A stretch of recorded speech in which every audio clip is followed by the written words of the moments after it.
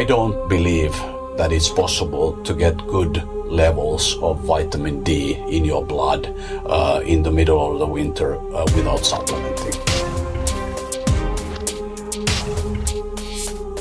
A lot of people think that, wow, it's a sort of a recreational hobby, and your hobby is now you're so good at your hobby, and I never thought about it as a hobby. I thought about it as a 100% professional job. Really thought about this. Did I love the game? Did I love badminton? I don't know. I think I loved the fact that I sort of pushed myself and tried to really squeeze out the best possible results. You think it's a healthy style of living to be a professional athlete? No, I don't think. I think talent is now actually that you have a mentality of really being able to work hard, because that's a real talent.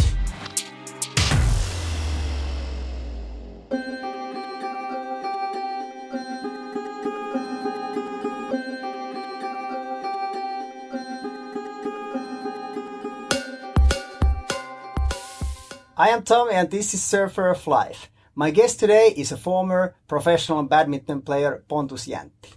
You are an 8 times Finnish champion, junior European champion, and a senior world champion. You've been in the top 20 players in the world. You won 1 Grand Prix tournament. You participated twice in the Olympic Games. Now you are still deeply in the game. You have your own badminton school and your company Pon Sport, where you work as a life coach helping people to live healthier and better life. Pontus, welcome to Surfer of Life. Thank you. Thank you for inviting me. How is your fishing season? Has it started already? Fishing season? Fishing season? Not really. I love fishing though, but I'm not very active in fishing, but I'd like to. It would be good for my mental health. What is the biggest catch? Biggest catch? Biggest catch was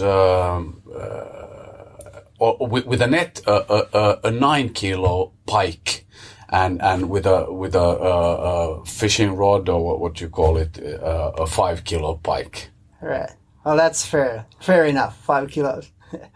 What do you think about the fish as nutrition? There's a lot of topics about fish nowadays that here in Finland especially, it's not healthy, it's toxic and whatever. What's your opinion?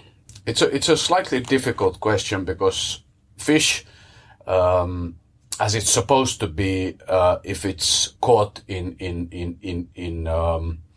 a pristine environment, it's very, very healthy. But then again, when I recommend to my clients, I definitely think fish is good food. But if it's fished, if it's large fish from, unfortunately, the Baltic Sea is very polluted.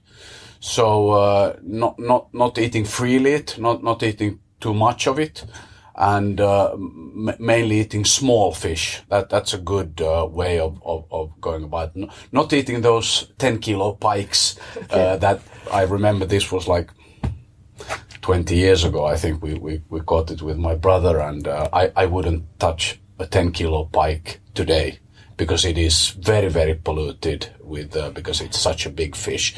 So I wouldn't. But small fish is really good. I'm a fan of. We have a small fish from called moikko in Finnish. I wonder what it is. I don't know. It's a small fish. It's like a sardine, even smaller than a sardine, and that's I'm a really big fan of it. Costs nothing, has a lot of omega-3 fats. It's caught from good pristine waters. It's a really great fish, and it's delicious. And food has to be delicious for me. I'm not willing to eat anything just because it's healthy. I need food to be good. It has to taste good. And this muikku, sorry about, I can't remember the name in English, is delicious. Okay. What about the lakes in Finland? You told me about the sea, that it's polluted. What about the lakes? Well, muikku is fished from the lakes. And of course we have like 50,000-60,000 lakes. I don't even remember the numbers, but we have some really polluted lakes, unfortunately, but we have some really good clean lakes. And obviously where you fished your muikku from has a lot to do, but we have this big water area, Saimaa, that is quite good. Right. And fishing from eating fish from Saimaa is quite okay. And like I said, this muikku is one of my absolute favorite. Okay, and it's delicious. It's delicious, really delicious. I coat it with a little bit rye flour or some spelt flour, and I put some butter and olive oil and fry it on the pan. Maybe not the best of the healthiest way of doing it, but you can't always try to optimize everything. Nutrition is a big part of your coaching, I suppose. Yes. Yes. How did you start? If I come to you as a student and you're teaching me how to eat properly, how would you start with me? Well, first of all, I would interview you and see if you have any problems, any gut issues or anything like that. I'm a huge believer in gut. I believe health starts from the gut, and I hope all doctors, also sort of Western medicine doctors, would also understand and appreciate it. It's getting more acknowledged that the gut is the main sort of. It's really important to have a healthy gut. So I would first interview how your gut is and how your health is, and then after that I would. I don't have any special kind of diet that I recommend. I try to have a quite broad view on nutrition. I'm slightly more towards paleo style, not 100%. Many people have a lot of issues with wheat and grains in general, and with milk and so forth, and of course sugar is not very good for you. So I'm a little bit more towards paleo style eating. So that's sort of the way. But nutrition is very, very complicated because people have a lot of issues with eating. So it's no use for me saying that you should eat exactly this way if I don't know your background and how you eat and what you like, what you dislike, and so forth. So it's a very, very complicated issue. So we are individuals. Very in terms much so. Of eating. Very much so. Very much so. And I think I started appreciating this individuality. I've recently I've started really to understand the individuality about it. That if I get a client, I always think about the individual person. It is really personal. My coaching. So it's not, I can't take like 100 clients and put them on a same program, so to say. It is always based on your individual background and circumstances. Yeah, that sounds very good. I think it's a good way of really getting the results out of people. Exactly. And like with my exercise, and there's no point in me saying that you should do something if you dislike it, you hate it. There's no future in it for you if I start doing something that you don't like, and then I can really sense that you dislike. There will be no change of your behavior. We have to find something that you like, that you can start doing, that you enjoy. That's the only way to get results. What about your clients? What have been the impacts when you have changed their diet? Can you give me some examples?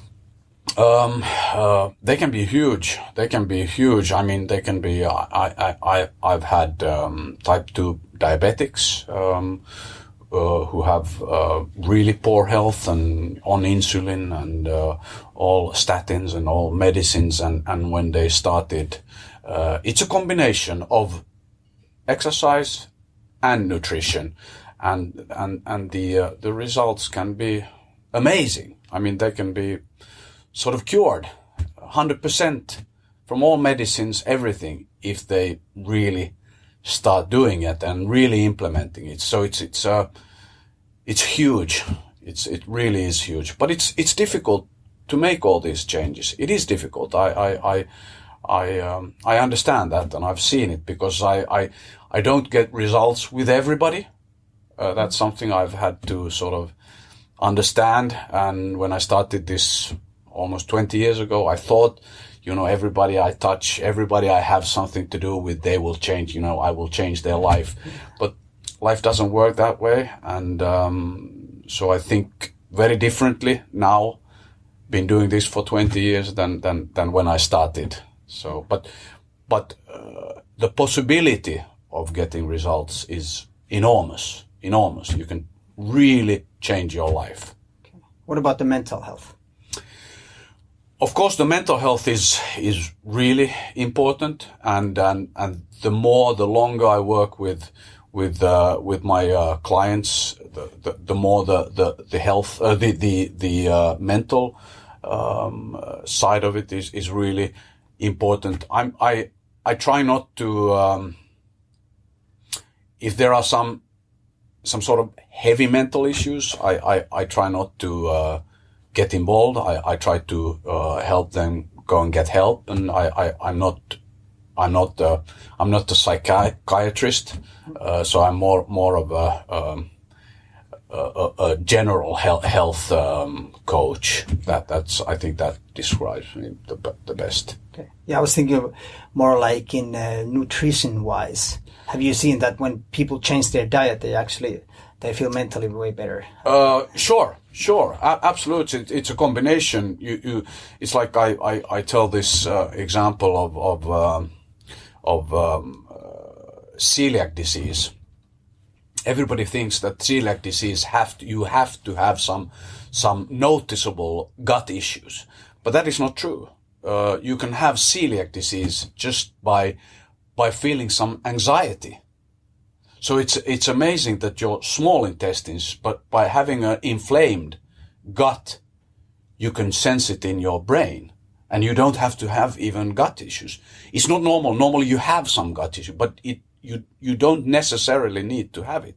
So you can have just some anxiety, and you can have some celiac disease. And when you cure that and you get rid of the gluten and the grains, you sort of, your brain.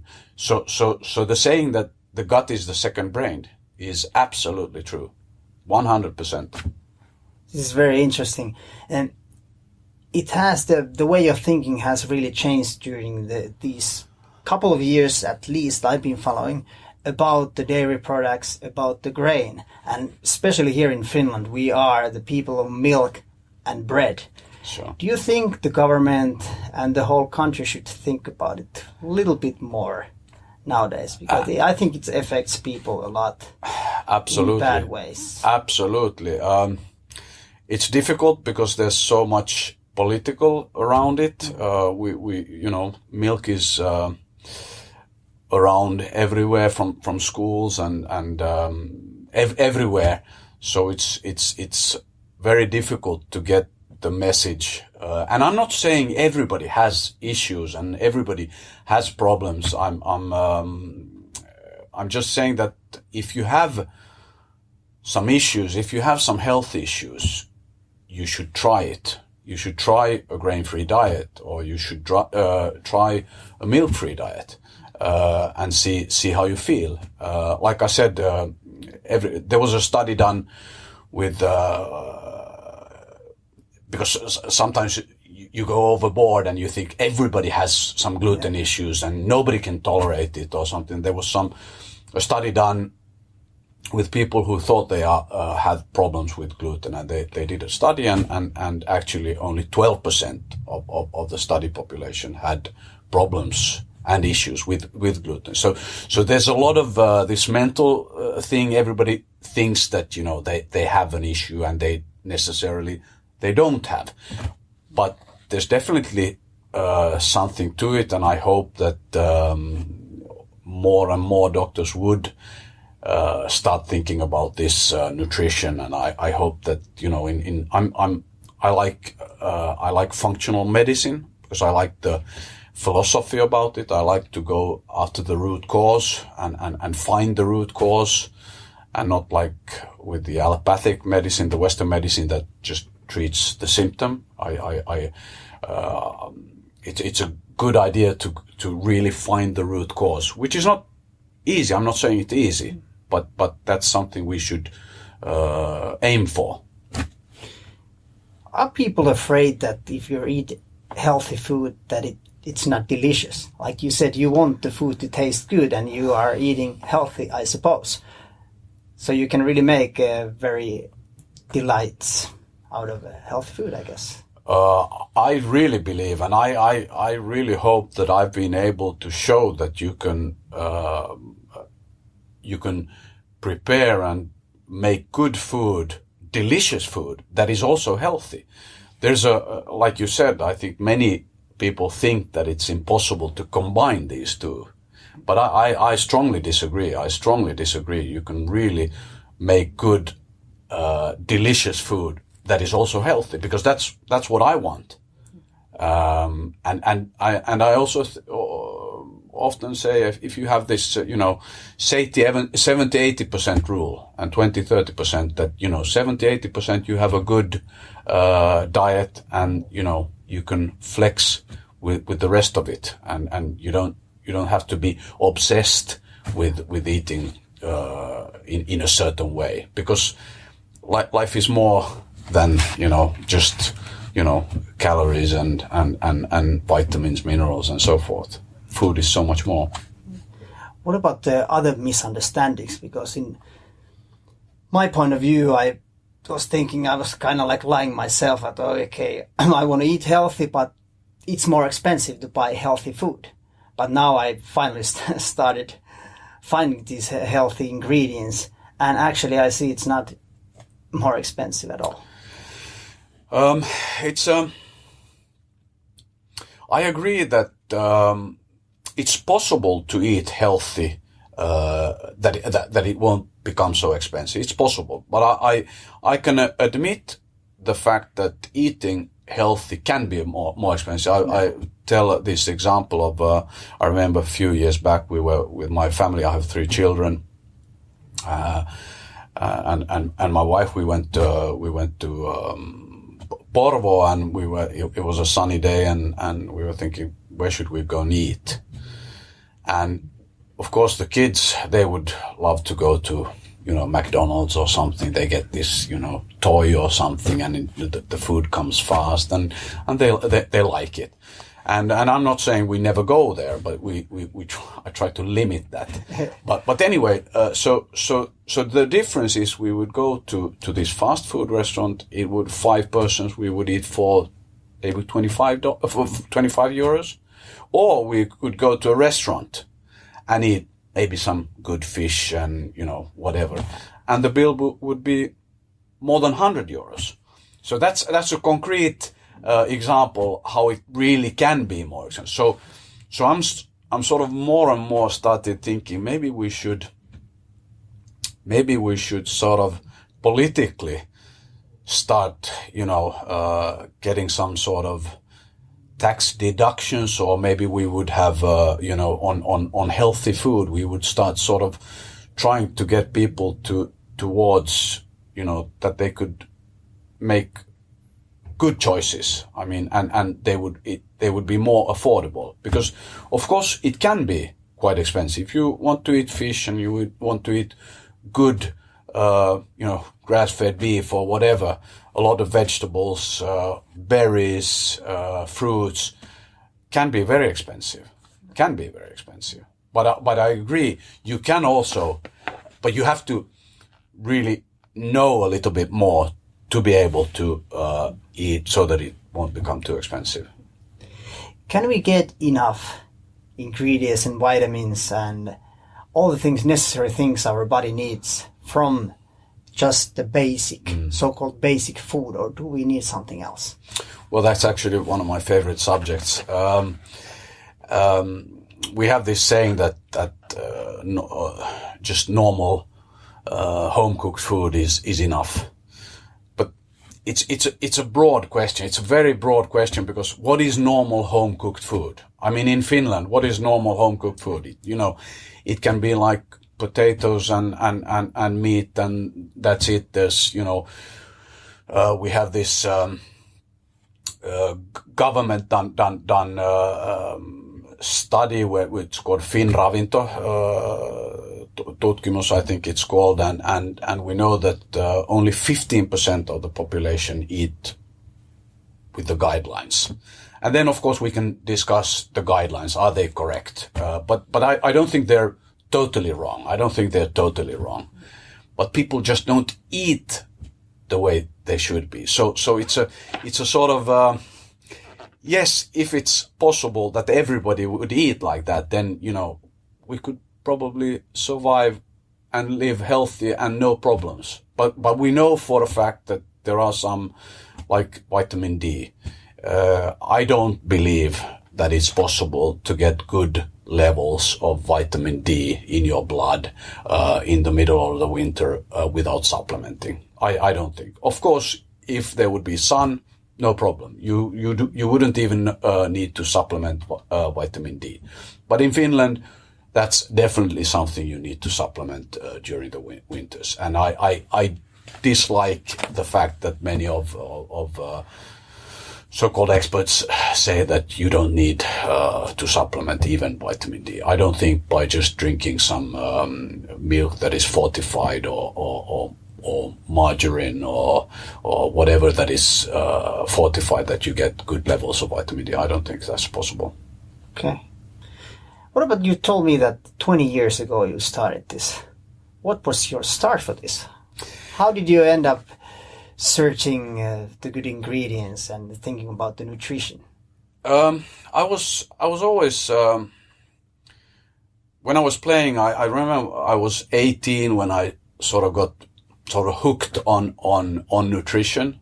And I remember I read my first book on nutrition, and I thought, well, this is it. That was for athletes, a really high carbohydrate diet and very, very low in fat. And I thought this is the holy grail. This is the way it should be. And I remember that was my first book. And then, of course, after that, I've read hundreds of books and understand how complicated it really is. But I've been passionate about food or nutrition for like 30 years.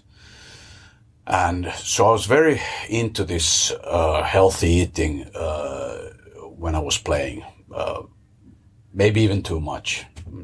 Maybe somebody could have diagnosed me as an anorexic, too sort of focused on food. Maybe I wouldn't diagnose myself 100% but maybe a little bit too much into it, too focused on it. I was very fanatic about it.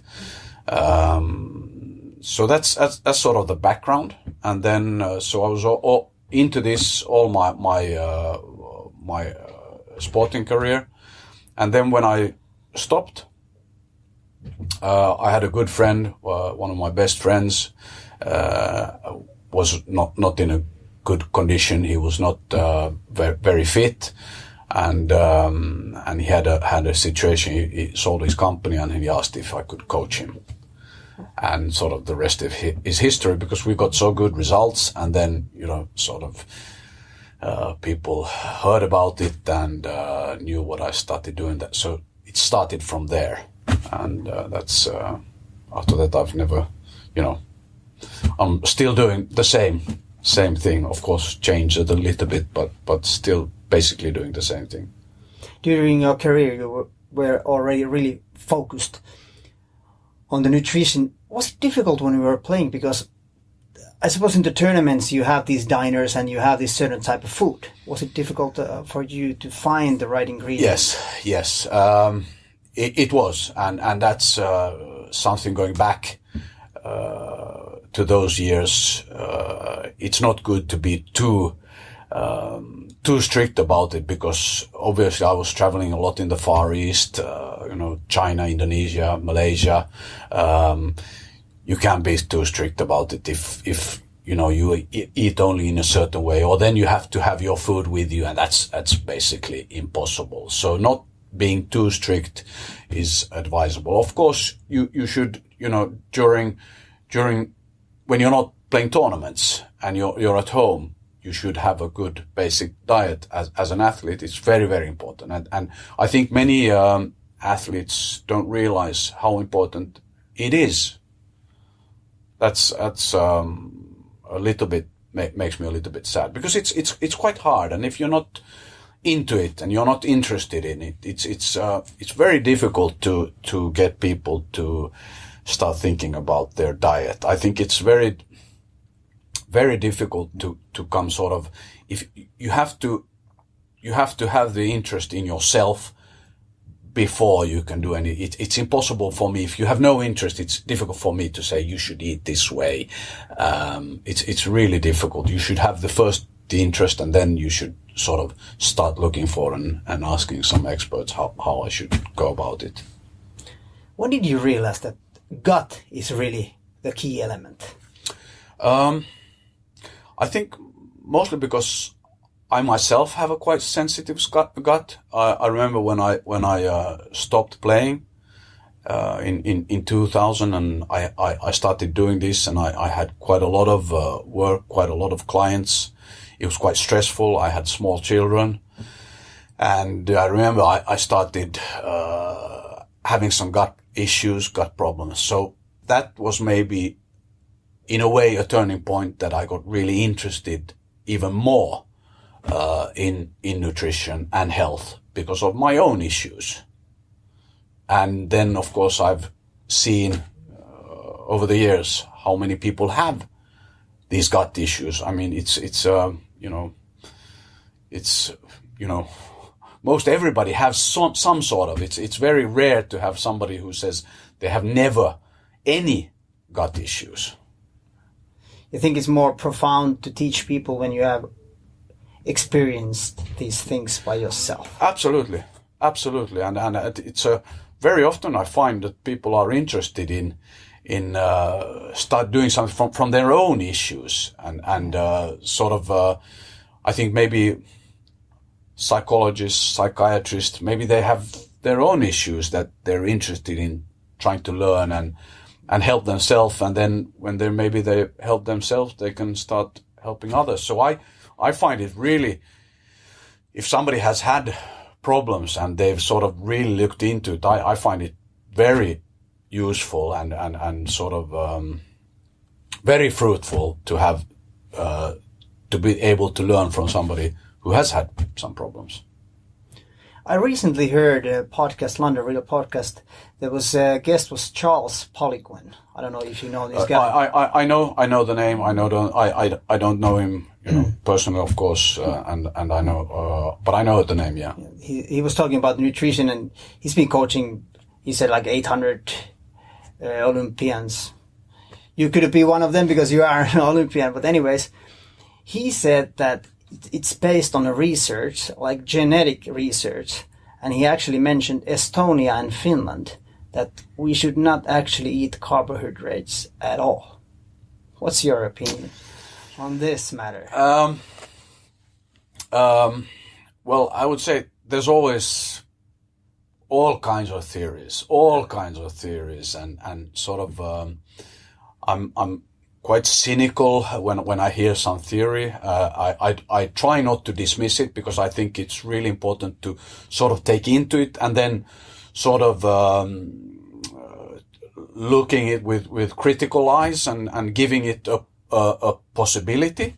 I can't say. The only thing I can say that I try to implement, which is in a way automatically also through a little bit towards paleo diet, is that normally the carbohydrates, you lower a little bit the carbohydrate. And now I'm talking about normal people, not athletes. I'm talking about normal. In general, I think we eat way too much carbohydrates. We eat way too much processed carbohydrates. There's no doubt we eat too much of those.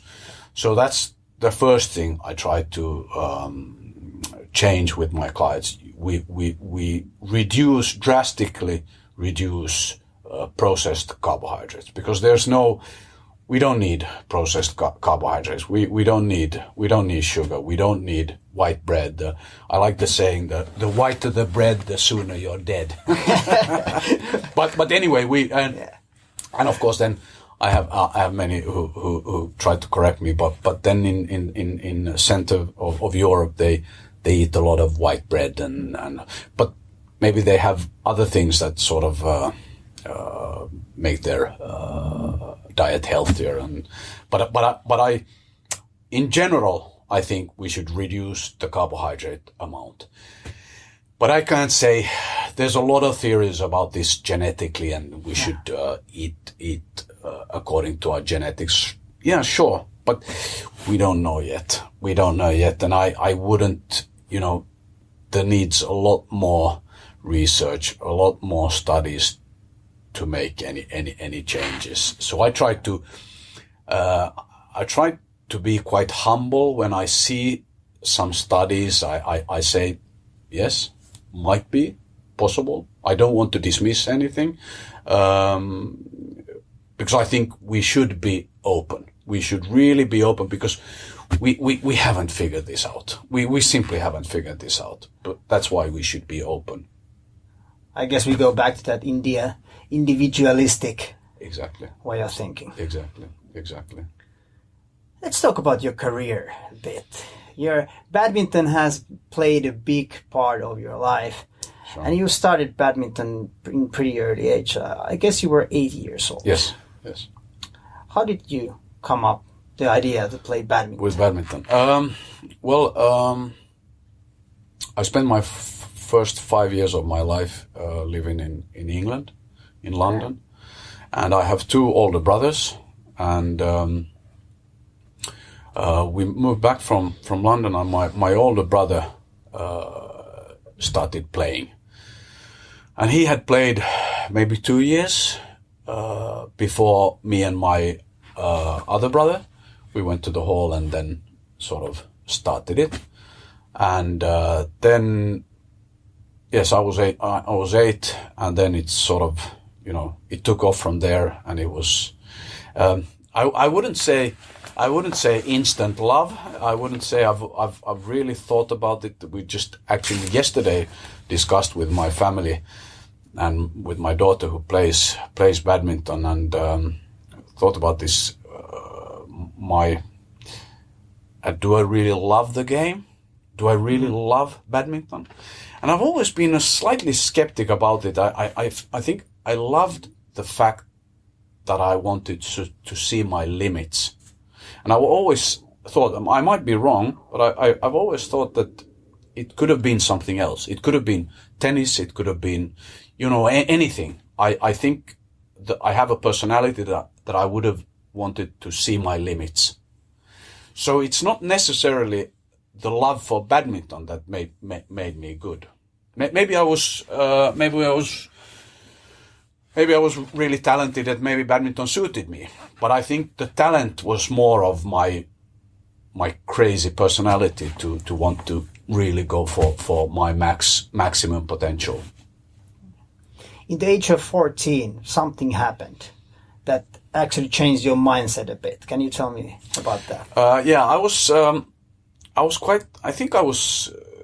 considered a little bit lazy as a youngster, like 10, 12, and maybe a little bit arrogant, and I thought, it's, this physical training that's not for me. I still remember, like I said before, when we spoke a little bit, I don't remember so many things about my career. I know many of my sort of fellow colleagues, players, ex-players, they remember many of their matches and how and I don't think I remember so many of the details, but I remember I was like 12 or something, and we had this junior training camp, and I was probably very arrogant to the coach and saying that, the Danes, they don't, because the Danes were obviously very good, and I remember saying that the Danes, they don't do any running or outside the badminton. No way I'm doing any running or something. I still remember this. And so I didn't do much outside the court. Actually, nothing really. We had some summer training, and we did. I ran with my brother, and we did a little bit. But I was quite arrogant about it. That you don't need that. And then I was 14, and I remember it was October or November or something, and we went to Sweden. I think it was in Gothenburg, and I played, and I lost to a Swede. I still remember his name, Magnus Börje. If he hears this, and I lost to him in 3 sets, in three games, and I was. And basically I lost because I was not fit enough. I was simply not fit enough. And I was really pissed off about it. I really sort of annoyed about it. And then that's something happened in my head, and I thought, this is never going to happen again. Never. And that's why when I started training, and I mean really training. And going back now, I would really hope somebody would have come said to me, cool it, take it a little bit easier, a few notches down. I could train twice, almost 3 times a day. And I remember I improved enormously, obviously. But the improvement happened to March, April to the next year, because I was so tired. And I remember I got all these allergies, and I broke up in fever, and I had the flu, and I was really not well. And of course now I understand what happened, but I didn't understand that then, because I was very much alone. We didn't have so much good coaches that knew anything about training. But I know now that I would never ever want that for any of my children or any young player. That was way too much. But of course I improved, and it took a while to sort of get back, but it was really an eye-opening what happened to me. What about nowadays as a coach? What do you think about talent and hard work?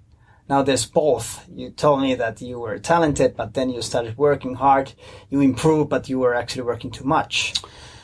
Yeah, well, I think we've had for a long time in sort of in badminton world, we've seen talent as a way of seeing technical talent, that wow, he's got a really good technique, that he's really talented. Of course you need to have that basic has to be there, that talent has to be there, but I don't think that anymore. I think talent is now actually that you have a mentality of really being able to work hard, because that's a real talent. That's what really makes a difference, because we see a lot of young players who have a really good technique, and you can see that they could become anything, but they won't become anything if they don't have the mindset of really working hard, because that is a rare breed, that is a rare talent to have. How easy is it to change the mindset? or difficult? I think it's quite difficult. I think it's, to be honest, I think it's quite difficult. It is not easy to change your mindset. I remember because I had a lot of issues, a lot of mental issues, during my career. And it annoyed me that there was, we spoke about it, that there's, the mental side of the sport is really important and blah, blah, blah. But then there was no action. There was no, nobody did anything, because there was this thinking that, either you have it or you don't. And, and that's, I think that's a wrong mentality, because somebody can have the mental talent that they're born with it. But I'm sure in a certain way, I believe that you can work the mental side in the same way as you can work the physical side of it. I'm not saying it's easy, but it's possible. It's possible, yeah. I believe so too. Yeah, definitely. Your career continued and it went very well. You actually won the Junior European Championships. You told me that you don't remember much about your career, but what about that tournament and the victory ceremony? It was a big thing. It was a big thing because it was a sort of a long-term target to win that tournament. It was in Poland, in Warsaw, in 1987, which is, it's a quite long time ago, and Poland, Warsaw was, a little bit different that it's now. It was a big thing because I had my family there with me, and I remember playing this semi-final against this Dane, and that I'd won earlier, and I knew I was better than him. But of course, there was a lot of pressure, and I remember I think it went to 3 games. I didn't win it in 2 sets, and my family and my brothers who were there also said that they went out of the hall because they couldn't, watch it. They thought, this is it. This will, it was a disaster.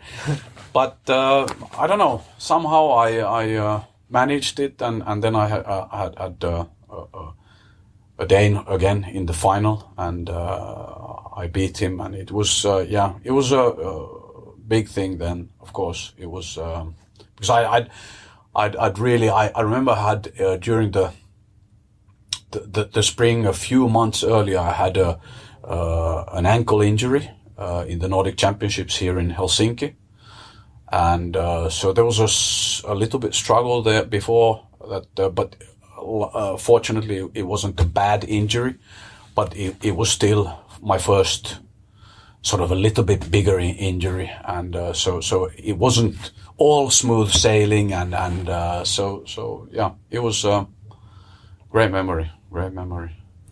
What kind of impact did it have on you as a player? I don't think it specifically that sort of winning that championship. I don't think that specifically made any. I had longer term targets. It was sort of just a step in on the way. So I don't think that made such a big difference. I knew that I was the best in Europe. I knew it. I sort of just needed to show it to the world that I was best. But I knew it in myself that I am the best. This is just a stepping point in towards something bigger. I had longer term targets that I wanted to become, a good senior player. Yeah. Well, it went well because 4 years after that, you had a great year. 92. 5 years after that. 5 years. 5 years. Yes. My math doesn't really work. But 5 years after that, you actually won the Scottish Open Grand Prix tournament. And it took over 20 years when the next Finnish guy actually won that tournament. Sure. So you were really good. You won that tournament, Grand Prix tournament. You participated in the Olympics, and you were world rank in GP rank 15. Yes, and the normal world ranking, which was actually started then, I was 18. The GP ranking was for me a really big thing, because at the time we had the GP finals, and the world's best 16 players got to the GP finals, and it was for me that was a big thing, because it was almost like the world ranking, and I beat most of the top 10 players in the world.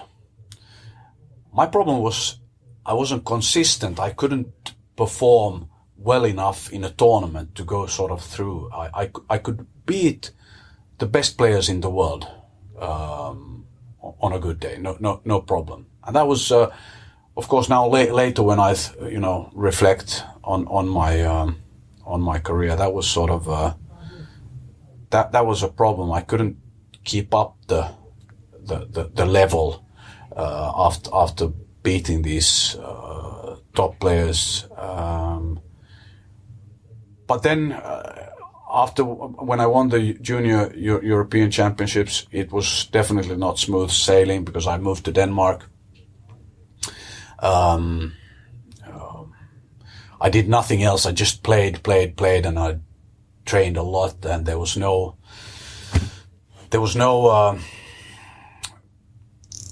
good planning around it. I was really tired all the time. I remember coming home in October, November, and I played a tournament here, and it was a disaster. I was like, it was a big struggle. I just met my at that time girlfriend. She's now my wife, and she stayed home. I went on my own to Denmark. It was a big struggle in Denmark. It was not easy to come to Denmark, because there were no foreign players there, and maybe I was in a way a threat to them, and it was difficult to get in there. And then I came back in '88 to the summer. I came back and sort of started from zero again. It was a disaster the year. And I got a good physical coach that sort of put some sense into my training, and started a little bit studying on the side, and of course with my girlfriend, everything was sort of, and I took everything went better after that, but it was not smooth sailing. So I've had some struggles enough. But who wouldn't have it? If you're aiming for something, trying to be great, and who wouldn't have any struggles? It's impossible to think in any area of life that you want to become something good. There's nothing of just smooth riding. I don't believe it's impossible. I think the people who can just push through the struggles and learn from the struggles actually can make it better. Exactly. Yeah, that's a real strength, because there were many times I was thinking, because I was so alone. There were no good advisors. There were no. I was very much alone, and I was in that way a pioneer. There was nobody had done it, nobody had come from Finland, which is a small badminton country. So I think it would be different now, because we already have a little bit, we have some badminton culture, but before that, there was nothing. There was absolutely nothing. Nobody had tried for what I did. How were you able to push through those difficulties? Good question.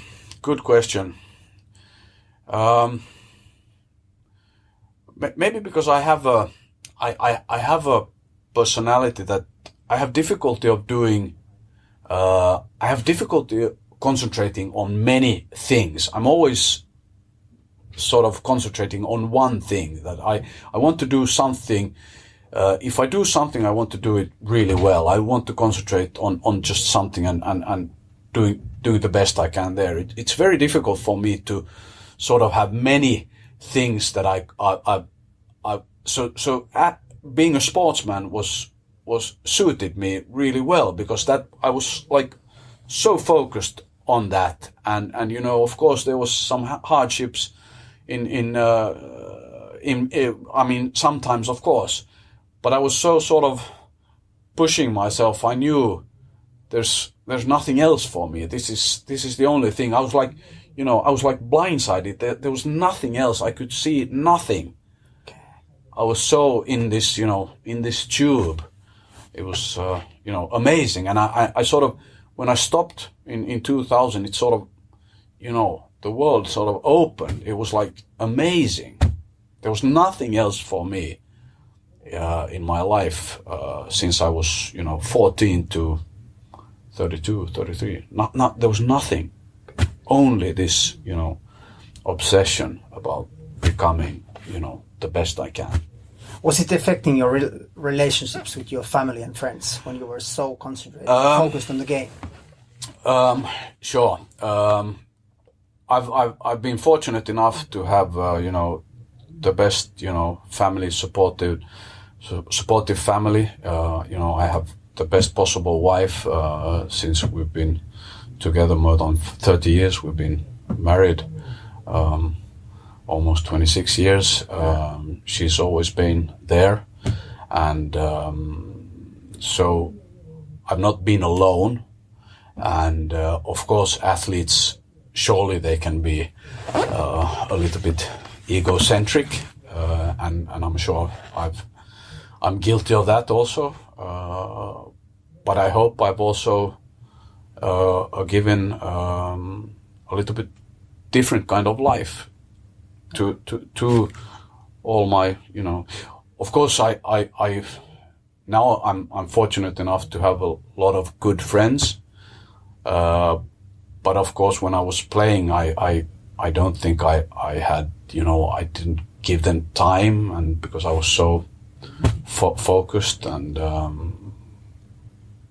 but surely it has affected my, but not like I feel that I was a total asshole during my career, but surely it has affected them. Yeah. You think you learned from your career, and now you're able to teach it further for your students how to cope with these situations? Yes. The thing is, I'm not, because we have this badminton school, but we have a different philosophy in our badminton school, which my wife runs. We sort of have the philosophy that sport and obviously badminton is supposed to be fun. We don't demand everybody to play 5 times a week or then you're not playing. We say come and play once or twice a week badminton, have fun with it. So we're not actually producing top players. So it's sort of totally the opposite. Yeah. And then of course, I have a few young players that I coach that obviously have the, goal to become something good. So obviously, I can give something from my own background, but I'm not mainly in my badminton school. We're not doing it there. It's more of a fun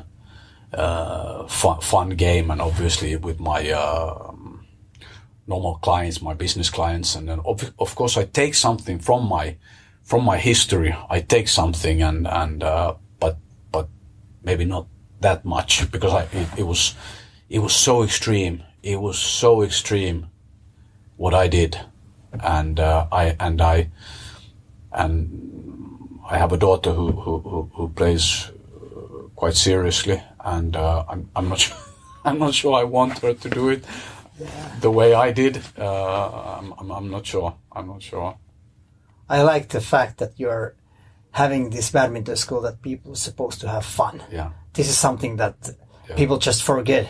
when they put their children in different sports. And I think they just, small children take it so seriously. Yes. And especially the adults as well. Yeah. Yeah, I think most of, every parent should, they should have a mirror. They should have a mirror and every now and then have a look in the mirror, because being a parent, that is the hardest school there is. Yeah, I know. It is. And you have children? Yeah, I have 2. Yeah. How old? Going to be 4 and 6. All right. So small ones. Still. Okay. So there's some action there. There's some action. I have 3. They're like 19, twin daughters, 19, and my son is 15. But they've all played badminton, and that's a whole different discussion, because that has been very difficult for me, because I have this weird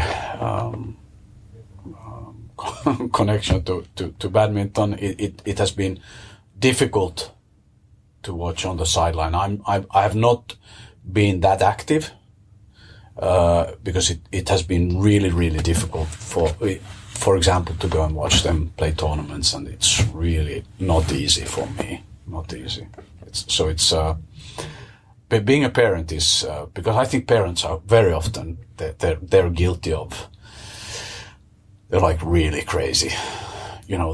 They could sometimes be banned from They shouldn't be allowed to stand on the sideline. They shouldn't be allowed in the hall sometimes. Yeah, I've seen that many times. Yeah. I have to be honest that my boy is also a hockey player nowadays. Okay. I don't know what happened with him. They're like, yeah, skating is fun, but now it's starting to be so serious already. He's going to be 6, and there's going to be the whole weekends next winter. I was thinking like, okay, maybe he doesn't enjoy the sport that much, and now he wants to go further. I'm like, okay, why? Yeah, that's really fascinating. This with the children, and it's I think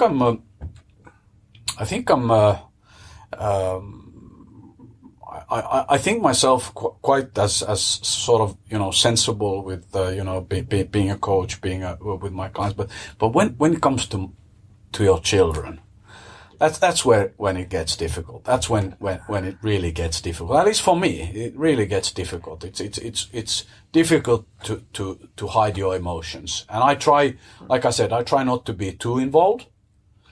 But of course, they're not stupid. The children, they can sense. They you don't have to say anything. They understand.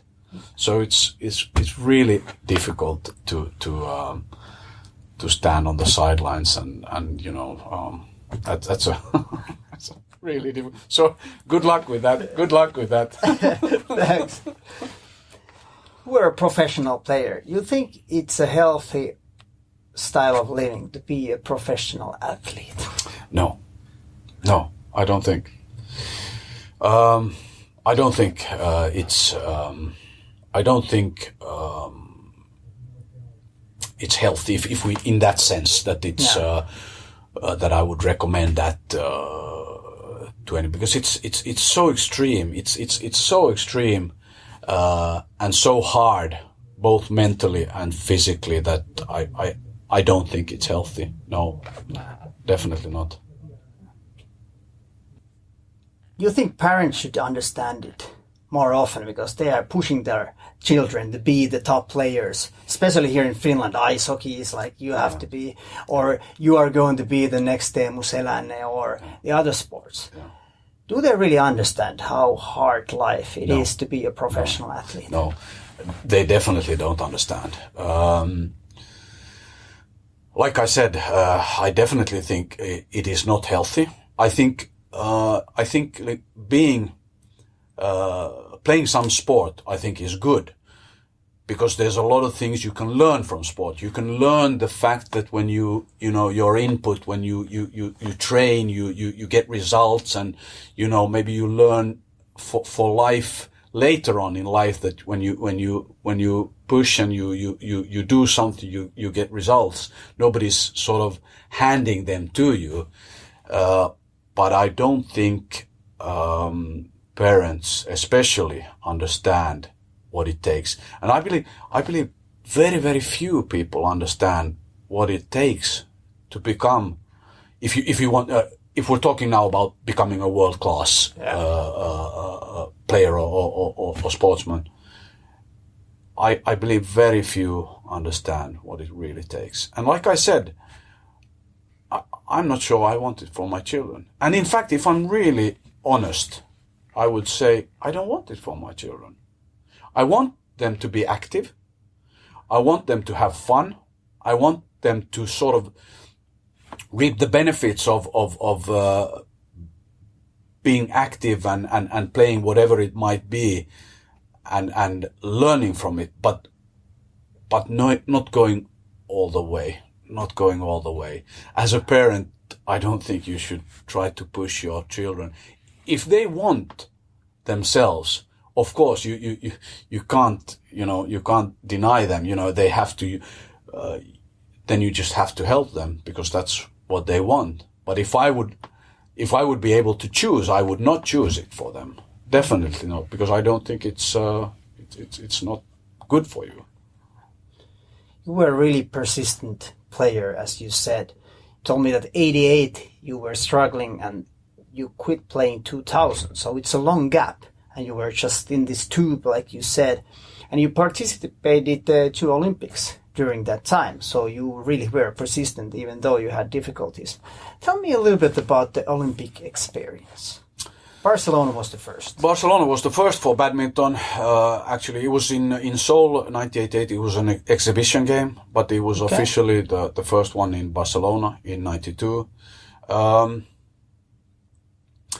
It was a huge experience. Obviously, it was a slight disappointment for me because I was quite good. I was maybe at the peak of my career at that time, but I couldn't sort of perform the way I should have been able to. But as an experience, the whole Olympic game, it was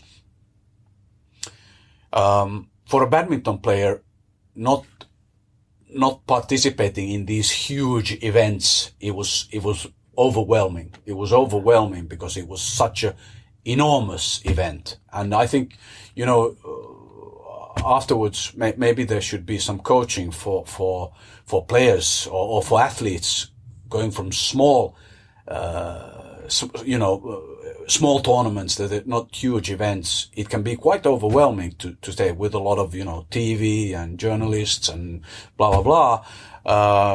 So it was, I could have, I think there should have been some sort of coaching, to be prepared for that, because it was very difficult to perform. And I really underperformed. I have to say that. So it was affecting your game? It was affecting my game. Absolutely. Maybe not only the event, that it was so big, the event, and there was so much hassle around, but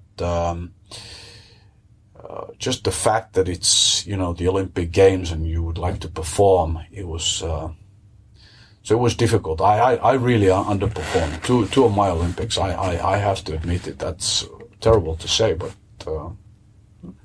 I really underperformed. So the next one in Atlanta. Yes. Did it change at all? Your way of thinking, your mindset, or was it as difficult or even more? It was even more because 94 I moved to Malaysia because I wanted to really sort of acclimatize to because Atlanta was a hot climate and I wanted something different. I wanted to move to Malaysia, and I played with the national league there in Kuala Lumpur 2 years before the Atlanta. And that was, of course, a huge step to move to the Far East with my wife. And the first year, I tried to train as much as the locals, but that was a total disaster. I was so tired. I was so tired the whole time, and then the other year before the Atlanta, I really reduced my training, and that sort of lifted me up a little bit. But it was, of course, it was a really great experience. But I would really go, slightly different about, I would make, I would do it differently now. But it was, of course, it was a really great experience to see, because badminton in Malaysia is a really big sport. It's a national sport almost, together with football. So that was a great experience in a way, but it was slightly too hard to play in, 35 degrees, almost 100%, humidity, and it was really, really, really hard. Were you overthinking your future goals? You think so? Difficult question. If I was, I'm not sure if I was overthinking, but it was too important for me to become good. It was like it was an obsession. It was too much. It's important to be able to perform when you have so much at stake. I had sort of everything there at stake. It was bigger than life for me. So it was really impossible to perform. For me at least, it was too much. It was too much. Would this be a message for the listeners, that if they are reaching their goals as an athlete, that it can't be the only thing in the world? Yes, in a way, absolutely. Again, back to the individuality. I think every athlete is different. So you sort of have to, I think as a coach, you sort of need to find the athletes that maybe need some pushing. Because there are also these lazy athletes. And I'm sure in ice hockey, you must have seen this. I mean, in ice hockey, there must be, everything. There must be really, obsessed. The full range. Exactly. Players, So you sort of see, you've seen that. But I think as a coach, you sort of need to see who needs to be pushed, who needs the break, who needs the break.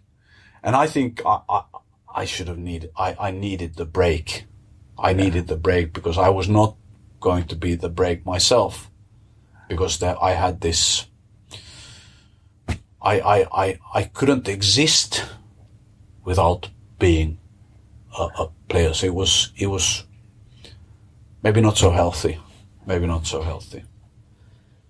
2000, you came to an end as a professional badminton player. I've spoken to different athletes, and it seems that quitting the beloved sport is very difficult. You told me before that it was kind of like your eyes actually opened. How did you feel after you quit this sport that actually took all your senses and all your emotions and your concentration? It was, I can't say it was easy. It was, I stopped 2000. I still tried to get to the Olympics in Sydney, but I had a huge problem with my Achilles tendon. The whole spring, the whole Olympic qualifying, it was a real struggle. And so in a way it was a relief when it sort of stopped. And, I remember I went to, after it was 2000 in the summer, I went to have an operation on my Achilles tendon, and I remember I was almost on the, on the, operating table, and I remember I said to the surgeon, sorry, I'm not going to do this. This is, it's finished. I don't want to do this. I don't need this anymore. It's, I don't want this operation. I want to rest and, to let it heal conservatively. Yeah. So in a way it was a relief, but then again, it was not easy because I had been doing it since I was 8. my whole identity was being a badminton player. So it was a huge thing. There's no doubt. Luckily, I had great supportive family and friends, and especially my wife. Many times I've thought that if I would be, maybe I would have been alone. Maybe I would like alcohol. Maybe I would drink alcohol, and I'm 100% something. Maybe alcohol could have given those highs and lows that you're sort of used to when you're a sportsman, when you're an athlete, because the highs and lows, they're like powerful emotions, and alcohol could give you that, the high and the lows. So luckily I didn't use any alcohol, so that was not an issue. But many times I thought that could have gone different, and maybe it goes with many ex-athletes, because it's a time when there should be more coaching for athletes. Maybe now we're more sensible about it. We should, and I think maybe I might be wrong, but maybe it's easier for girls or women. Maybe they become mothers, and maybe that sort of takes their their life focus, being a mother. Maybe that helps them. But it was tough. It was really tough, and I had a lot of. Then I started working. I had a lot of clients. There was a lot of. Luckily, in a way, I had a lot to do. So maybe not thinking so much, but then a few years and sort of in a way I sort of collapsed, and I really had a really bad burnout, and started having a lot of health issues, a lot of gut issues also. So maybe I hadn't done my sorrow time. Maybe I hadn't sort of stopped.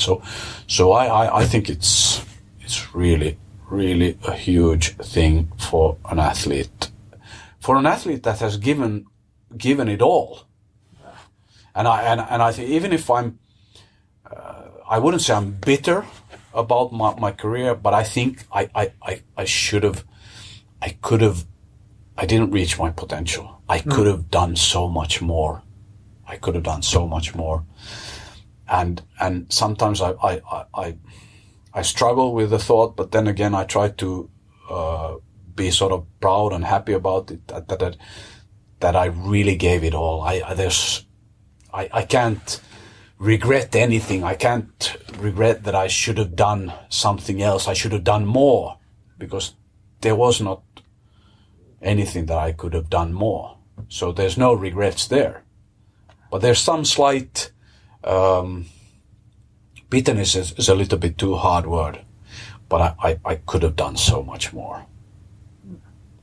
I think this is very important for people to understand that it is hard game out there when you are a really top athlete. It is. It really is. If you, I mean, you can sort of, have fun and sort of enjoy it, but if you really, but I think it's, in every aspect of life, if whatever you do 100%, it's hard. If you really want to do something, be the best you can. It's hard, whatever you do. Exactly. What about you? Were you able to enjoy your sport? I know during the career, because myself, I didn't reach the top. I was playing professionally ice hockey, but in the minor league. So for me, the drop wasn't that big. I wasn't in the top leagues. But now when I think about it, did I really enjoy the game that much? Or was I just focused on getting better and, stressing about the situation and the results? Yeah. So what about you? Yeah, I think a little bit the same. I've really thought about this. Did I love the game? Did I love badminton? I don't know. I think I loved the fact that I sort of pushed myself and tried to really squeeze out the best possible results. So I think a little bit the same as you. I enjoyed and I always enjoyed, and I think that was a reason why I did it to the extreme, because I loved training. I loved pushing myself hard. I really loved working out, as I still do. So in that way, I loved it. I loved and it's I've said this often. It's a very addictive lifestyle. It's a very addictive lifestyle because if you love to train and it's very difficult. I think it was I did it for such a long time. It was difficult to me to accustom to normal life. And I don't think I've ever lived even after that, a normal sort of 9-to-5 job. Yeah. Ever, because of my sporting career. So I think it's really addictive lifestyle. In my opinion, it's sad to see that people are judging the ex-athletes, the press, the people. You already mentioned about possibility of being an alcoholic after finding this rush and the big highs and lows. And there are some bad examples here as well in Finland and all over the globe. In my opinion, there should be help and support, not judgment. What do you think about this? Absolutely. I think, I don't think there's so much. I think when you compare to other countries, for example, the press, the media in Finland, I was always treated really fair. I had no problems with the media or anything. I was always treated fairly.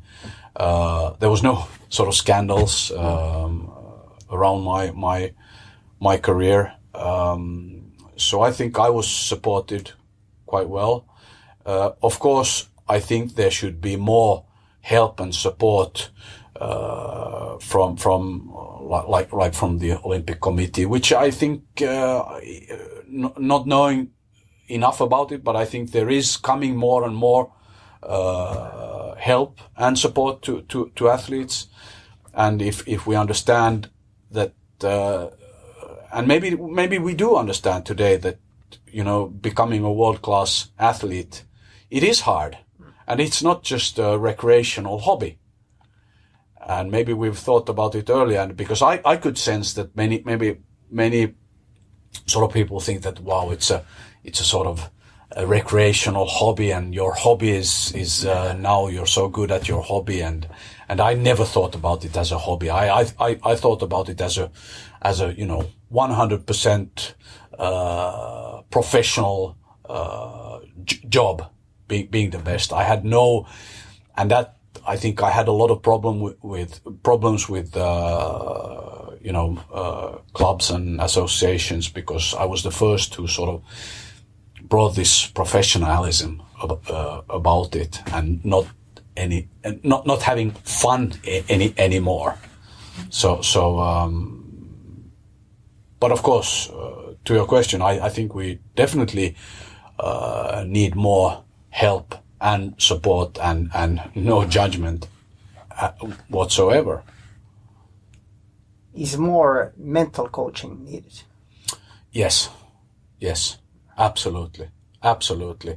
Those who are fortunate enough to sort of have it as a gift when you're born, that's great for them. But definitely there should be more mental coaching. What it is, I don't know, but a simple question, simple answer to your question is absolutely yes. After this career, which wasn't that easy, you went to the Senior World Championships. What took you there then? 2004. 2004. Oh, that's a long story. It's quite fun actually. Yeah, like I said, 2000, I stopped and I healed my my Achilles tendon conservatively. There was no operation, and but I was still active. I tried to, keep myself fit and so forth. And then 2004, I had played a little bit. Actually, I was quite fit and enjoyed a little bit. I had friends who, always harassed me and come and play. And then it was 2004, and I can't really. I had a friend who sort of tried to persuade me that you should go and play this, and it's in Malaysia, in Kuala Lumpur. And I thought this could be actually quite fun to take my family to Malaysia, to Kuala Lumpur, and I took it as a vacation. I thought that this is a great vacation to take my family there, and maybe I go and play that. It's not that serious, and I just go there, and that this would be great. And then we were supposed to leave, but our children got sick, and my wife also, and I thought, well, we'll cancel it. I'm not going either. And then I had this good friend of mine who sort of persuaded me, come on, you have to go. You have to go on your own. And I was like, all right, maybe I'll go. And I went. And it's crazy. Today I was thinking, how on earth did I go on my own and left my family? And I went, and I remember the first matches.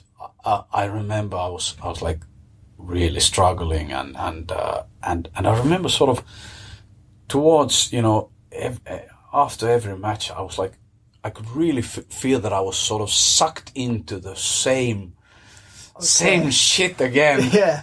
And I was like, it was, you could feel all the pressure and obviously also the good feeling when you're playing well. And I remember having semi-final. I played against this Malaysian guy, one of the top players, in Malaysia. And I wasn't sure I could beat him, but I beat him, and then I beat an Indian guy in the final. And it was in a way surreal. It was like, it was quite, obviously after this, it's quite amazing, the thing. And then my family, my wife, and 3 children, they came afterwards. Right. They came there, and then we had the vacation, and my wife, we traveled with, our twins were like, they were like 6, and my son was like 2, and she was traveling with them on her own, and then we had this vacation that we were supposed to have. So it was quite fun, but there was no like, there was like not long-term target that, I'm going there. It was like more fun of it, just to go on a vacation, and maybe that's why I want it. I don't know, but it was quite fun actually. It's good. Amazing, yeah. Now you were finally enjoying it. Yeah, in a way, because there was no, it didn't. It sort of, my life was not, it wouldn't fall apart if I lost and, we could go on a vacation. So that's why I think, every athlete, every athlete should, even if you're sort of focusing 100%, you should try to have something else on the side that, not every egg in the same basket, and if I could go back, I would try to. Maybe it's difficult because I think I was quite stubborn. Not easy to get to me and to change my thinking, because I was so, I don't think I listened to many people. I'm sure I was a difficult person in that way. But I think, going back, I would like to have, something else to have on the side. Then it wouldn't, it wouldn't feel like, Mount Everest every time you go on court. You said that after your career, it took a couple of years and then you kind of collapsed You had a breakdown. Yeah. How did you dig yourself out from that gutter? Obviously with good supportive people, good experts, understanding that this is maybe an aftermath of everything that has happened earlier, and maybe I didn't sort of go through it enough, the stopping of the playing, and there was a lot of stress, and understanding that this is maybe more of a mental thing than a physical thing, and little by little, but understanding also, it changed my life in the sense that I understood. I know myself really well, and I know. I can't take too much. I need to focus on the things I do. I can't take too much because that really eats me up inside if I'm involved in many things, but I'm not doing it well. It's not good for me. I should only be involved with something and sort of I give myself, and I really I give 100% to it, and I focus. That's more of me. Not having too many things to focus on. Now you have your own company, Ponsport, where you're a life coach and helping people out in their difficulties and helping them to find better ways to live healthier. When did you realize that this would be your next calling? Am I saying it correct?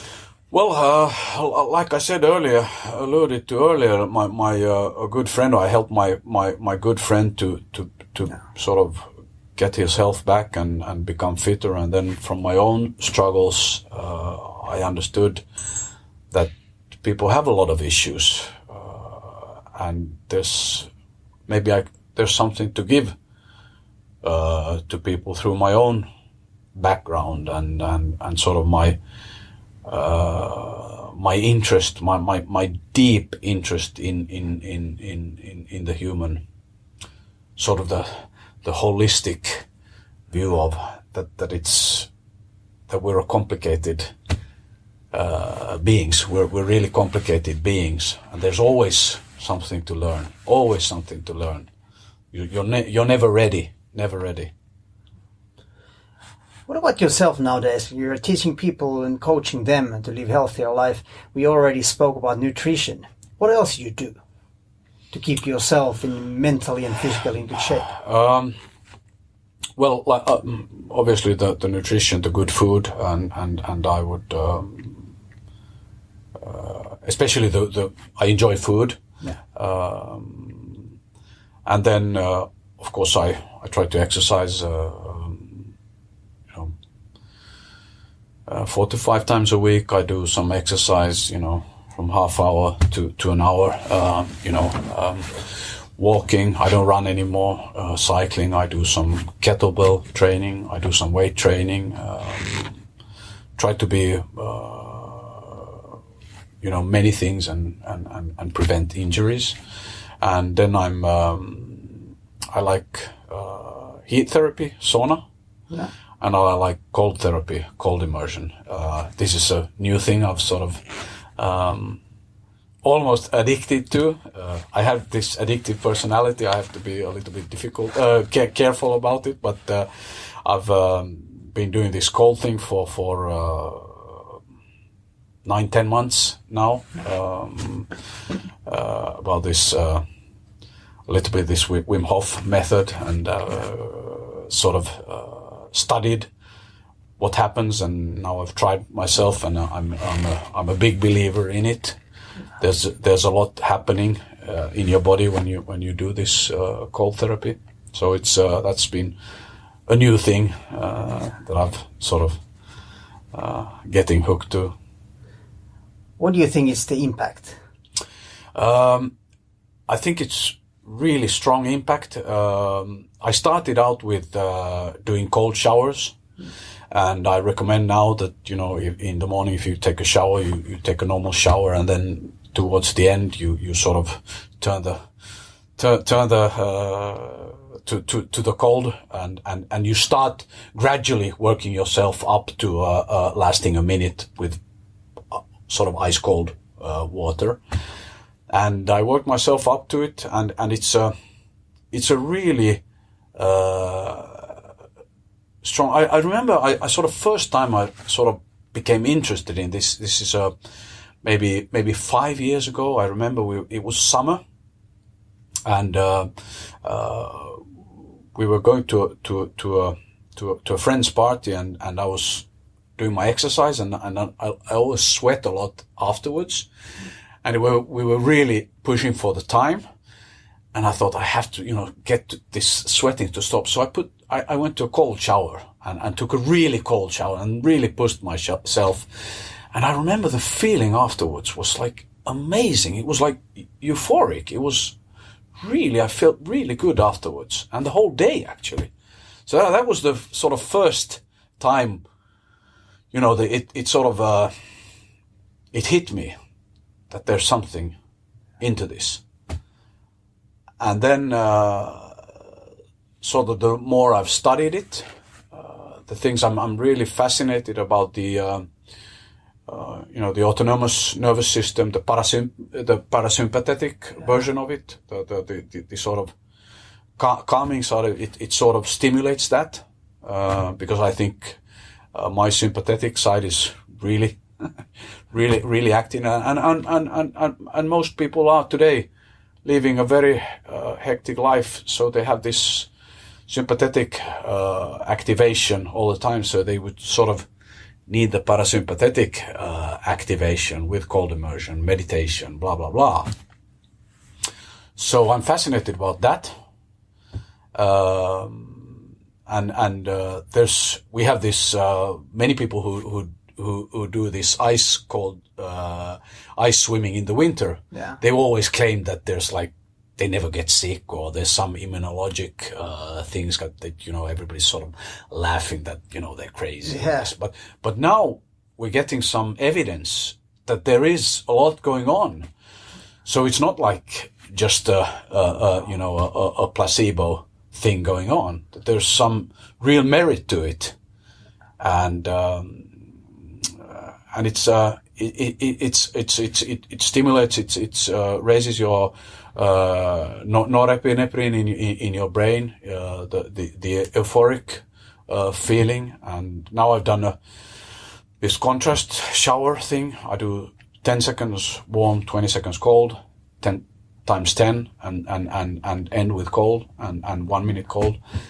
And you don't need to do it extreme. I'm slightly crazy, so I do it pretty extreme.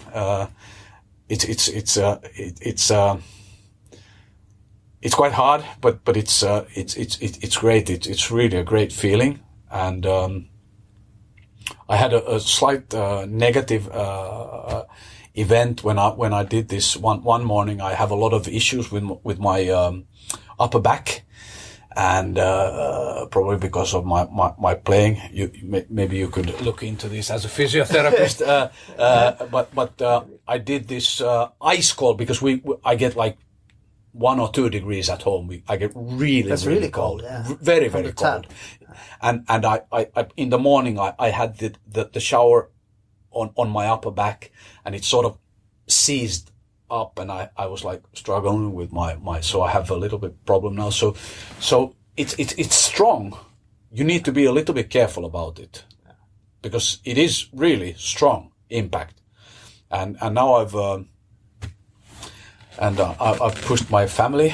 We had this. We found a place close to our house. That there's some.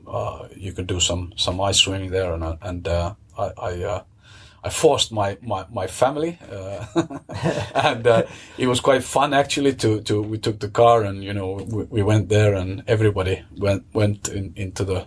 And obviously, because I've done it a little bit, I can stay a little bit longer. Yeah. But it's really, really interesting what goes on. So I really recommend it to everybody to try it. And the more I talk about it, the more people say, no way, I'm never going into cold. And I only can say, I hate cold. I really hate cold. I hate the winters. I love warm weather. I really love warm weather. I dislike cold weather. So for me, it was like, no way am I going in cold water. But now I've done it, you really get used to it. I'm not saying I love it. I can't say I love going into the cold water, but I love the fact what it does. It really is amazing. It really is amazing.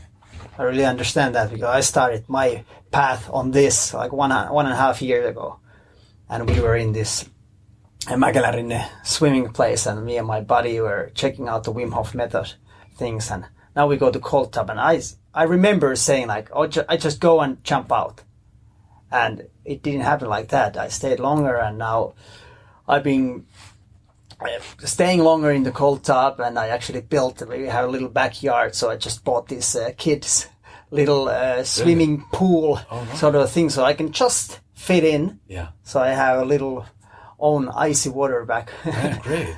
And how long do you stay? How long do you stay? I've been now 5 minutes. Wow. Yeah. But the most difficult part is that, because I used to do it before I went to sauna. Yeah. So I went to hot temperature after that, and it was easy. Yeah. But now when you just leave it there, so the most difficult part is that when the cold blood and the warm blood are mixing, so your body it easily starts to shake. So I'm building myself step by step up, and occasionally it feels like 5 minutes it's too long. So 3 minutes is enough. Then I'm able to get my body back to where it should be, the right temperature, without shivering. So, but breathing is a big part of it too. It's very interesting. And one very interesting thing is that I had a guest, Martti Kuoppa, who has won X Games in the BMX riding for 3 times, and he was struggling after his career as an athlete. And he told me that he was really in a nervous breakdown and really feeling bad. But one cold tub experience changed him. Yeah. So he was kind of saved after he went to the ice water. Sure. So it's very interesting. Yeah, I can believe that. I can believe that. It's I've also done it a lot with a sauna. Yeah. And having a sauna and then going. And now I've tried this, that I go to the cold water before I go to the sauna. Just a few weeks back, I tried it, and oh my God, this is hard. And it felt like my limbs were like my arms were falling off. It was so much more extreme to have the cold without the sauna before. Yeah. So it's like it really is. And you can just imagine what goes on in your body afterwards, how it starts, to heating up your body, because, and like you said, the breathing is a big thing. And I remember the first times I went to this, ice water, it's like amazing how sort of this primitive, this breathing, you sort of stop breathing, and you really have to focus on the breathing. And I've improved now, and it was fun now when we went with my family, and my daughters went in, and I said, and they took it on video, and they filmed me also, and obviously because I've done it, I could do it quite, calmly, and I could, concentrate on the breathing. But my daughters, when they went in there, it was like, really, so it's, the breathing is a big part of it, like you say. It's, it's fascinating. I'm interested about the mental side of it. It's really interesting. In my own experience, I think you can learn a lot about yourself in the cold. Sure. Because for me, my head goes around. I think about so many things at one time, but when I go to this cold tub, I really need to focus. Sure. Only focus on my existence. Sure. Nothing else, because it hurts. So, yeah. But really also you learn actually to push through the pain. Yeah. Because my arms and fingers have been the worst part, but now it's not that bad anymore. Yeah. They've used it, and you realize that, okay, it hurts like hell at the moment, but it goes away. Yeah. Of course, we need to be careful. Yeah, and wise to how to do it. Exactly. Yeah, and I say to I say to people, you have to be careful because it's quite powerful, and you sort of work your way up gradually, because it's a really strong impact on your body. But I also it's in a way probably maybe does some, like meditation does to your brain, because you can't sort of, you simply can't think about anything. And that's why I always loved working out and training really hard. And I can't really do it anymore because I can't tolerate really hard training anymore. But I sort of always thought that when you're training hard, you sort of have to switch off your head, because you're sort of focusing, you're trying to get through this, this pain.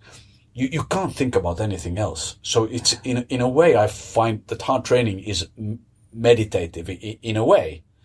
And, but I know I could, I was just yesterday thinking, having this pain in my upper back, that maybe, I think I should, it would be good to do some maybe Tai Chi or meditation, yoga, something like that. I'm sure, but I've always liked to, this hard,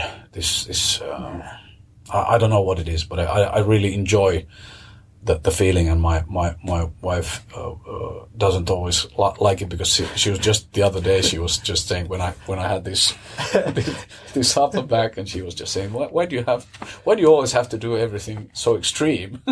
Why can't you do something in the in the middle? And it's and she has a good point. She has a good point, because it's either, it's, I think if you do something, you do it, you do it 100%. So that's maybe not, I was joking to some of my friends, this is good, but maybe, if I do it hard, maybe, I was reading about, a girl who does, she was a young girl who did,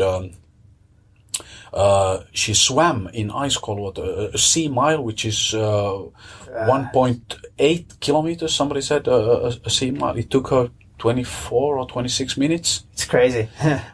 My God! And she trains twice a week, 7 to 8 minutes, and I think it was 2 times a week, 4 minutes or something. But she's sort of has a limit, and when they have these, I think it's tournaments or whatever it is. They have all these, cardiac specialists that, they monitor the heart, and, so I think, maybe not going to the extreme with this. Maybe. maybe that's sensible. That's maybe. But I always say that, do as I tell you, don't do as I do.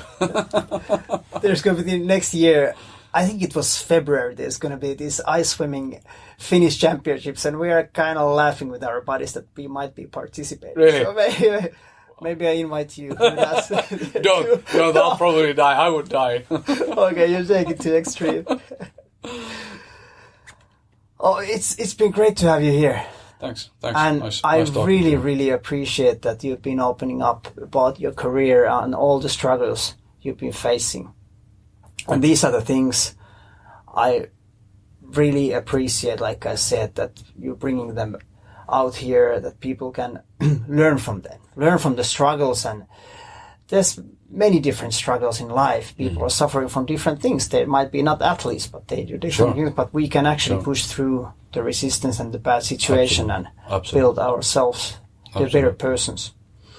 I have a couple of more questions for you. And I hear a lot about the things that people are, and I see it on the streets, that people are like, they look grumpy, or they're not so happy. But I like the fact that life should be happy as well. And here in Surfer of Life, I do interview some happy fellows as well. I had this stand-up comedian. So I would like to know that what makes you happy in your life. Well, I also think I definitely also think that, you should have fun. You should be, laughing a lot. I can be somewhat negative, and some would say even pessimistic, but I think I'm realistic. But Absolutely. I think life is too short to be grumpy. You should, but I think you should focus on things that makes you happy. That you should really identify what you love, and concentrate. Of course, it's not always fun, and there's a lot of struggles in people's, but we should really try to enjoy it, which is not. I mean, I'm the first to say it's not easy. It's not easy, but I really I like the this surfer mentality. I think I would lie if I would say I have this. I don't know if it's a surfer mentality or what it is, but at least I think about the surfer that they enjoy their life, and and I would really love to have a little bit of it. I think that would make my life better also. What about your company Ponsport and you as a life coach? What kind of persons you meet there? Do you train athletes or just regular people not involved with sports? Yeah, mostly regulars. No athletes. No athletes. Well, they can be some sort of recreational athletes, but mostly normal people, businessmen, businesswomen. Mostly, I have maybe 70% are men. I have clients from 50 years old to 80, 85. So, but mainly, maybe active, sort of like, 35 to maybe 55 or something that are sort of at their peak of their career and sort of, know that they need to do something and they don't have the time and energy, maybe the energy to do. And, even if I don't promise any money back guarantee to anybody, but normally what people get, they get a little bit more energy. The time you invest in this, you get it back. You get it back with interest. That's what you get, more energy to do things. So when somebody comes to me and say, I don't have any time, and I said, give me 3 times 20 minutes per week, and I promise I can help you. Even with that, we can make a difference. And so, if somebody says, I don't have that time, then, take the mirror and have a look deep into the mirror, and then your life is, it's not the way it should be. So I think everybody should have time, because, we just have this body, there's not many spare parts yet. There's more coming though. Yeah. But you should handle it with care, take care of yourself, love yourself. That's pretty good advice. Tell me about the 3 steps you have in your coaching. When I get the client that say has a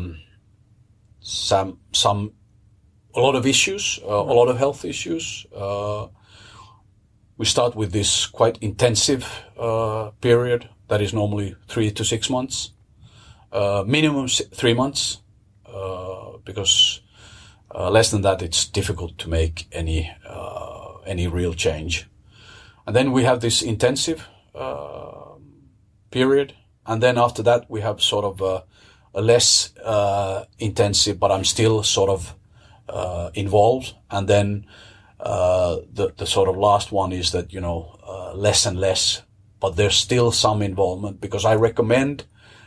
This is always difficult to explain that, I'm not trying to push myself, but there should be some follow up, because otherwise when I started this, I had everybody 3 months and we got huge results, and I was really involved that 3 months, but then sort of nothing after that. And the results were sort of, not so good after that, because when there's when the involvement from my part stops, sort of people are on their own. So there needs to be a little bit longer period that I'm involved, or a coach. I'm not pushing myself, but there should be a little bit longer involvement, that, if you get fit and well, you sort of forget it very soon if there's not, the push to your old habits is very, very strong. So that's why I say that you should think about it as a changing your life habits. And changing your life habits is difficult. It is difficult. There's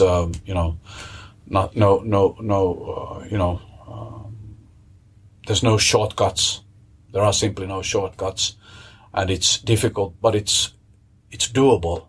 Everybody can do it. But I always, when I meet somebody, I try to be 100% honest and say, if you're ready to do it, if you're ready to, you really want to change your life, I can help you. If you're not really sure, don't come. Just when you're really certain that you're ready for a change and you want to change your life, I can help you. But if you're not ready, just don't come and see if there's, because I get involved, and obviously the clients do a lot of effort. It's not, and it's not free of charge. It's expensive. You sort of, you expect a lot from it, but you need to be really 100% committed.